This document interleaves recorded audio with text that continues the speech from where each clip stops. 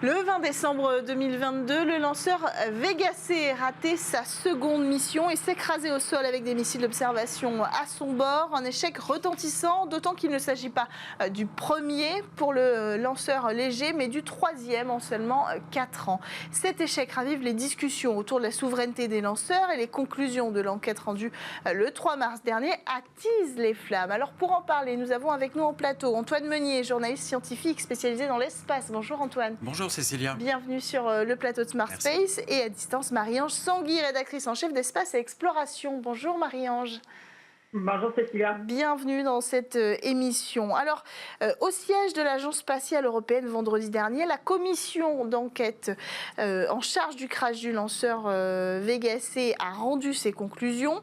Résultat, c'est une pièce fabriquée par un sous-traitant ukrainien qui est à l'origine de la perte du moteur du second étage du lanceur et en conséquence, le retour de vol de Vega C est prévu au mieux pour la fin de l'année. Alors d'abord, vous avez tous les deux assisté à cette conférence somme toute cruciale. J'imagine l'atmosphère assez tendue vendredi dernier. C'est sûr, dans la salle, l'atmosphère était quand même assez tendue. Faut être clair. Joseph Aschbarer, le DG de l'ESA, a parlé de crise. Stéphane Israël, le patron d'Arianespace, a dit que c'était inacceptable. Et moi, ce que j'ai noté, j'avais juste en face de moi Giulio Ranzo, qui est le patron d'Avio. Il a dit: je prends toutes mes responsabilités. Donc effectivement, on a tout de suite pu jauger d'une atmosphère assez glaciale. Ouais, on mesure les conséquences quand même de cet événement dans le secteur spatial, Marie-Ange. Tout à fait. C'est-à-dire que déjà, c'est le troisième en 4 ans et sur une quantité de lancements qui n'est pas énorme pour Vega, puisqu'on est sur 22 lancements, VV22. Et ça, c'est trop. C'est beaucoup trop en termes de probabilité, ça ne va pas du tout. Et il est vrai que lors de cette conférence de presse, si au début c'était un petit peu tendu, il faut être clair, à la fin, ça tirait presque à bouler les uns sur les autres. La tension a continué de monter tout au long de la conférence de presse et il y avait des choses qui n'ont pas été dites à mots pleins, mais qui étaient en sous-entendu, qui étaient quand même qui étaient vraiment très très tendues. Alors, ces conclusions, elles ont mis en avant une pièce défectueuse. Est-ce que vous pouvez nous expliquer de quoi il s'agit précisément, Alors, Antoine ? la pièce défectueuse, c'est l'insert du col de tuyère, c'est-à-dire la tuyère qui rentre dans le bloc moteur, qui a été présentée comme défectueuse. Moi, j'ai noté la formule qui a été employée. On a parlé d'une surérosion thermomécanique inattendue du composite CC, carbone-carbone. Le carbone-carbone, c'est un matériau composite. En fait, c'est un bloc de graphite dans lequel on a rajouté des fibres de carbone. Il doit résister à des très hautes pressions, à des températures forcément très, très, très élevées.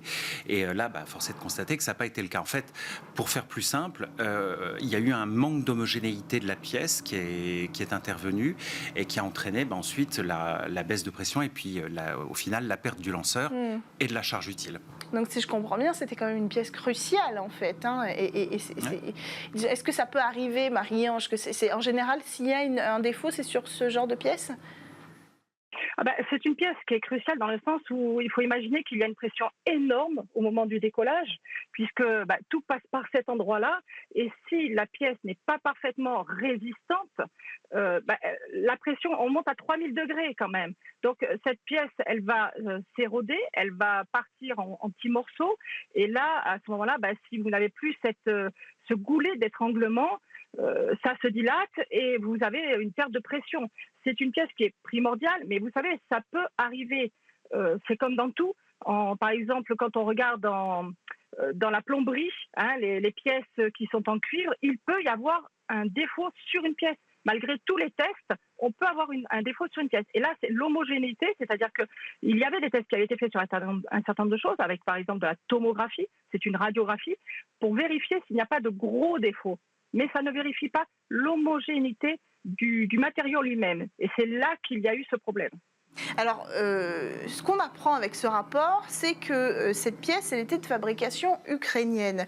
Or, il s'avère que cette même pièce, auparavant, était fabriquée par Ariane Group. Donc, il y a eu un changement à un moment donné de fournisseur, décidé par Avio, qui est le constructeur de Vega C. Comment on peut expliquer un tel changement sur une pièce aussi cruciale, alors qu'a priori, la pièce fonctionnait quand elle était produite par Ariane Group? Les pièces en question, déjà, elles ont été livrées en 2020 par Yuzhnoye, qui est le fournisseur à la base. Dont l'usine aujourd'hui, il faut le dire, est détruite depuis le conflit en Ukraine. Depuis le conflit en Ukraine, mais ça a été livré au moment de la période de la pandémie. Donc déjà, ça c'est un premier point. Mais pour le vol VV21, tout s'est passé normalement. Oui. Ensuite, le vol VV21, c'est le vol de qualification de Vega C. VV22, c'est le premier vol commercial, le deuxième vol de Vega C. Là, il y a encore des points qui restent. Je pense qu'il y a encore des points qui restent à éclaircir. Comment on peut expliquer un tel choix, Marie-Ange, du constructeur Avio de se tourner, de changer de fournisseur pour une pièce aussi sensible? Alors, il y a l'explication annoncée, donnée par Giulio Ranzo d'Avio, c'est-à-dire qu'il a demandé à Ariane Group de lui fournir ses pièces, mais il en avait besoin de beaucoup, et c'est ce qu'il dit, Ariane Group ne pouvait pas fournir cette capacité de fabrication. Et donc, il s'est tourné vers un de ses fournisseurs habituels, Yuzhnoye, et là, ils ont été disponibles pour lui fabriquer cette pièce. Ils ont la compétence pour, il ne faut pas oublier, il n'a pas pris quelqu'un au hasard, ils ont la compétence pour le faire. Mais ce qui n'est pas dit, et ce qui peut être aussi une raison, c'est que peut-être que cette pièce est un peu moins chère fabriquée par l'Ukraine, mais ça, attention, ce sont des suppositions, on n'a pas de certitude. Et comme on demande à avoir un lanceur Vega C qui est plus gros, plus compétent que Vega, mais avec les mêmes tarifs, est-ce que c'est une des raisons qui a fait aussi choisir Yuzhnoye par Avio? Ça, on n'a pas ça comme réponse, mais c'est aussi ce que l'on pense, c'est-à-dire qu'il y a eu peut-être une double raison à choisir Yuzhnoye, c'est-à-dire une raison de disponibilité et une raison financière. Alors finalement, on peut se demander si ce n'est pas une économie de bout de ficelle qui aurait mené à cet échec. C'est ce qu'on a pu lire dans certains articles. Effectivement, mais bon, est-ce qu'on peut parler d'économie de bout de ficelle dans un secteur de très haute technologie où vous devez atteindre des performances quand même énormes? Ça me paraît un petit peu tiré par les cheveux personnellement. Mais pourtant, il y a cet enjeu de toujours réduire les coûts. On ne parle que de ça. Oui, il y a cet enjeu de réduire les coûts, mais bon, on peut également supposer que quand vous ne pouvez pas vous tourner vers votre fournisseur habituel, vous allez voir quelqu'un d'autre. Et effectivement, Yuzhnoye est une société tout à fait capable de produire la pièce demandée. Et pourtant, c'est pas une société européenne et c'est pas une société qui a ce savoir-faire depuis très longtemps. Or, ça, c'est des arguments qui ont été mis en avant aussi, c'est que ce savoir-faire-là sur cette pièce-là a été acquéri, par exemple, par Ariane Group assez tard, parce que c'est assez compliqué en termes d'ingénierie. C'est compliqué, mais ce type de pièce, il faut préciser qu'on l'utilise également pour les missiles balistiques. Donc on les met en œuvre aussi dans le cadre de la dissuasion. Mais c'est un savoir-faire long et il y a effectivement peu de sociétés qui possèdent cette expertise. Alors le CNES est monté au créneau sur ce sujet. On apprend dans un article des Échos que l'Agence spatiale française aurait envoyé une lettre à l'ESA. C'est étonnant que l'Agence spatiale européenne ait autorisé Avio à se fournir auprès d'une entreprise d'abord extra-européenne, en plus peut-être moins habilitée que d'autres à mettre en œuvre ce savoir-faire. Le CNES demande une révision profonde du management des projets de l'ESA. C'est une position assez forte, Marie-Ange, de la part du CNES qui d'habitude va toujours dans le sens de l'Agence spatiale européenne. Oui, d'ailleurs, c'est une position qui n'a pas spécialement plu à Joseph Aschbacher. Il a été assez tendu quand on lui a posé la question à ce sujet-là. Il a répondu que de toute façon, il voulait bien voir le compte-rendu du CNES, de ce qu'en disait le CNES, et rectifier certains propos, leur donner un peu plus d'informations. Il est vrai que quand vous regardez Vega C, il y avait un certain nombre de parties qui étaient faites en extérieur en dehors de l'Europe. C'est-à-dire qu'il y a certaines choses qui étaient fabriquées, entre autres en Russie, et tout ça, ça a été rapatrié. Depuis, au fur et à mesure, ils ont rapatrié sur l'Allemagne, ils ont rapatrié sur la France, ils rapatrient petit à petit toutes les parties, beaucoup plus se recentrer sur l'Europe, mais le CNES a sans doute un petit peu dépassé, c'est ce que laisse entendre un peu Joseph Aschbacher, c'est-à-dire qu'ils ont dépassé un petit peu leur position. Ça n'est pas leur place de dire ce qu'il faut faire ou pas faire, puisque là, en l'occurrence, ils ne sont pas, ce n'est pas leur lanceur, ce n'est pas leur lancement, c'est Arianespace, c'est l'ESA, c'est Vega, donc avec Avio. Et bon, c'est une petite réaction qui va être intéressante à voir dans le futur, c'est-à-dire est-ce que le CNES, parce que le CNES a donné juste cette petite lettre manifestement aux échos, quelque chose qui n'aurait peut-être pas dû fuiter, ça a mis dans une position délicate l'ESA et qui aujourd'hui demande à ce que ce courrier soit lancé à tout le monde et que tout le monde puisse voir ce qui a été écrit dedans. A priori, les échos disent que ce courrier a été envoyé à l'ESA. Ça a été envoyé à l'ESA par le CNES. Au CNES, la réaction, quand on leur pose la question, c'est pas de commentaire. Oui, tout à fait. On a proposé au CNES de venir en plateau. On imagine tout à fait que les relations, là, en ce moment, sont clairement pas au beau fixe. Qu'est-ce que ça dit, en fait? Et déjà de la légitimité du CNES de remettre en question l'ESA? Le CNES est un des principaux. Il y a 3 contributeurs principaux dans l'ESA. Enfin, il y a 22 contributeurs, bien sûr, mais les 3 contributeurs principaux, c'est l'Allemagne, la France et l'Italie. Donc, est-ce que le CNES s'estime légitime pour parler ? Pas forcément, mais disons que l'ambiance en ce moment est telle que le CNES demande à l'ESA qu'est-ce qui se passe. Ce que le CNES veut aussi, c'est une refonte des méthodes de management ESA, d'après ce que dit l'article de l'Écho. Et ça va même plus loin.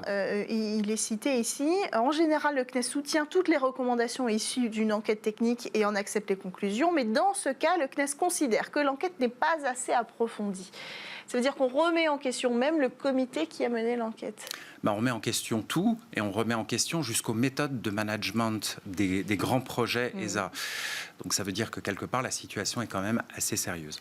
Quelles conséquences ça va avoir tout ça sur Ariane 6? D'abord technologiquement, il faut rappeler que Vega C doit servir de premier étage à Ariane 6. Alors Vega C doit servir, c'est le premier étage, le P120C, c'est un point commun avec Ariane 6 puisqu'il est utilisé pour les boosters à poudre d'Ariane 6.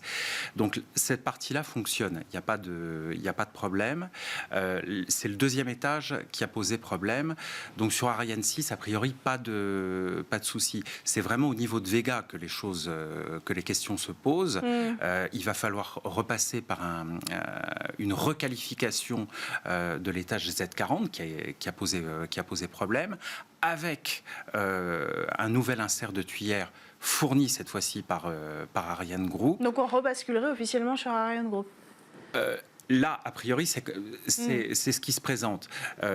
Il va donc falloir passer par un nouveau test, au moins un nouveau test de qualification, et après, l'ESA a confirmé qu'il y aura un suivi sur au moins 3 vols, une fois que Vega C sera de nouveau requalifié pour le vol. Marie-Ange, entre le retard d'Ariane 6, le report de la reprise du vol, des vols de Vega C, est-ce qu'on peut considérer que l'Europe, d'une certaine façon, perd sa capacité d'accès à l'espace? C'est certain. C'est certain.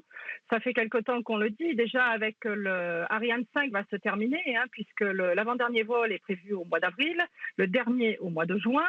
Et Ariane 6 est envisagé pour son vol inaugural, dans le meilleur des cas, à la fin de l'année. Et attention, lors de ses vœux à la presse, Joseph Aschbacher avait dit nous espérons, si tout se passe bien, que ce soit avant la fin de l'année. Mais tout n'est pas encore opérationnel sur Ariane 6. On a encore beaucoup de chemin à faire. Et certains disent qu'on va déjà glisser sur 2024. Ce qui veut dire qu'entre le dernier vol de notre lanceur lourd Ariane 5 au mois de juin et ensuite le départ d'Ariane 6, le premier vol d'Ariane 6, il y aura au minimum 6 mois. Ensuite, Vega. Normalement, le Vega normal, dont il reste deux modèles, il devrait partir d'ici la fin de l'été. Il devrait retourner en vol d'ici la fin de l'été parce qu'il n'est pas concerné, étant donné qu'on a éliminé tout ce qui concernait Vega, puisque là on est sur Vega C et on a Zefiro 40 qui est le moteur du deuxième étage de Vega C qui n'est pas sur le Vega normal. Donc lui, il devrait retourner en vol d'ici la fin de l'été. Et en revanche, Vega C, c'est pour, en principe, la fin d'année si on a requalifié. Alors il est vrai qu'au niveau de la souveraineté de l'Europe, au niveau de l'accès à l'espace, on va avoir une petite tension, même une grosse tension pendant près d'un an et demi, pour plusieurs raisons. Mais c'est vrai que ça va être très compliqué pour nous et on a des choses qu'on reporte vers d'autres lanceurs. Antoine ? Oui, on est obligé parce que là, on n'a plus le choix et des lanceurs disponibles, capables d'envoyer nos charges utiles dans l'espace, il n'y en a pas tant que ça. Donc, on a été obligé de se tourner vers la concurrence. C'est le cas notamment pour le télescope Euclide, qui est en salle blanche actuellement chez Thales Alenia Space. Ça sera le cas... Qui partira en juin avec SpaceX. Ça sera le cas aussi également pour la mission Hera. Mais ça, c'est prévu pour la fin de l'année prochaine. Donc là, on est obligé de faire du stop avec SpaceX. On n'a pas le choix. Alors, cette situation, elle pousse aussi de nombreux industriels et responsables spatiaux à remettre en cause le principe de retour géographique. Alors, on peut y passer un instant. Est-ce que vous pouvez rappeler ce que c'est peut-être le principe de retour géographique, Marie-Ange, d'abord, pour le public qui nous regarde et qui ne serait pas au courant de ce sujet-là? Alors, le retour géographique, il faut bien comprendre que l'Agence spatiale européenne, ça n'est pas comme la NASA. La NASA, c'est l'agence d'un seul pays, les États-Unis. L'Agence spatiale européenne est l'agence spatiale d'un groupement de pays européens. Il y en a 22 et tous ces pays-là contribuent à cette agence spatiale. Donc, c'est une agence commune. Et automatiquement, en fonction de l'argent que l'on met dans cette agence spatiale, les pays s'attendent à avoir ce qu'on appelle un retour géographique. C'est-à-dire que pour toutes les constructions, que ce soit de satellites, que ce soit de lanceurs, ils espèrent avoir un petit retour pour leur industrie nationale. C'est ça le retour géographique.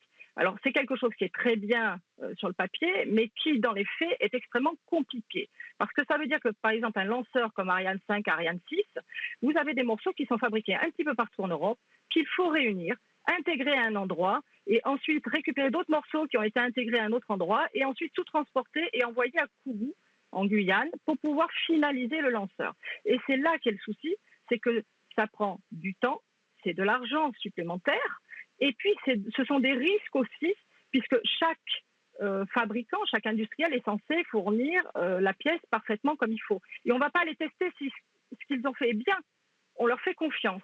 Donc, c'est toujours des sources d'erreurs possibles, même si normalement tout se passe très bien, mais ce sont des sources d'erreurs possibles. C'est ça le retour géographique et c'est très compliqué à gérer. Alors pourquoi c'est remis en question, d'autant plus avec ce sujet sur la table de l'échec de Vega C ?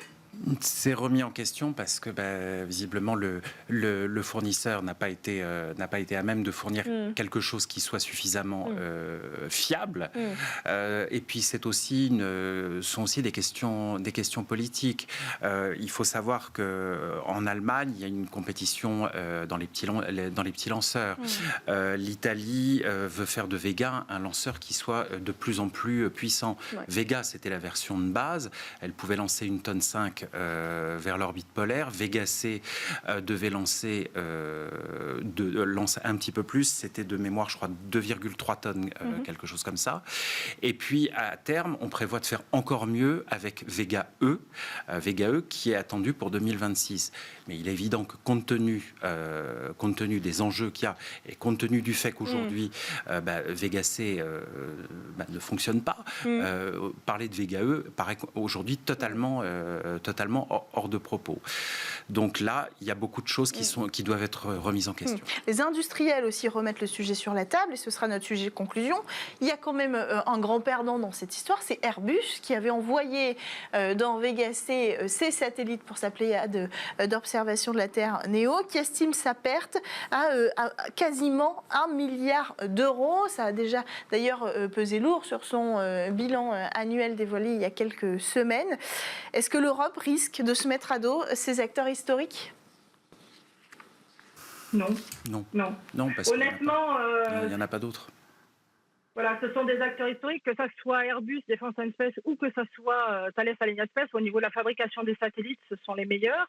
Ils sont très compétents, ils travaillent des fois ensemble, des fois en opposition sur des appels. Mais ce sont de très bons fournisseurs et on ne peut pas se passer d'eux. C'est deux parce que ce sont les seuls, mais même la question, moi j'ai posé la question il y a 2 mois à la suite de cet échec et Airbus a dit pas de commentaire, pareil, mais si on demande à Airbus de refaire des satellites, ça ils peuvent tout à fait le faire. La question là-dessus ne se pose pas. Merci à tous les deux d'avoir pris le temps d'échanger sur cette forte actualité, l'échec du vol Vega C et surtout cette commission d'enquête qui a été révélée vendredi dernier au siège de l'ESA. Merci Antoine Meunier, journaliste scientifique spécialisé dans le secteur spatial, et Marie-Ange Tanguy, rédactrice en chef de Espace et Exploration. Merci à tous de nous avoir suivis. On se retrouve dès la semaine prochaine sur Bismart.